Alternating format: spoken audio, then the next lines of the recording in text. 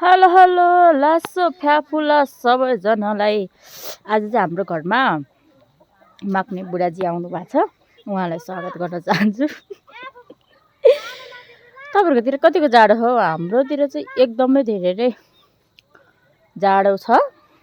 अनि यतिखेर 9:22 गइसकेको छ, तर पनि हाम्रो गाउँमा हुस्यो उठ्दैन। एकदम धेरै जाडो छ। अनि त्यसपछि मकै र भोटमास करम करम करम खाने हो। यो चाहिँ हाम्रो बुवाको टोपी हो। है हिजो मैले भिडियो बनाएको थिएँ एउटा, मम्मी मात्रै बाउको चाहिँ याद आउँदैन भन्दै हुनुहुन्थ्यो। आइहाल्छ नि, त्यही भएर यी बाउको टोपी लाउँदै हिँड्दा छु।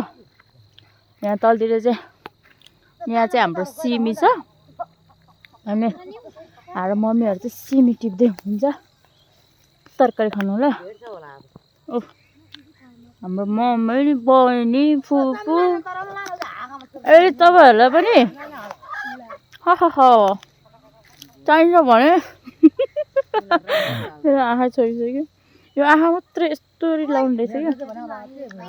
चाहिन्छ भने आउनुहुन्छ। अनि मकै भट्टास खानुहुन्छ भने पनि आउनु होला है। सबैको दिन शुभ रहोस् है त।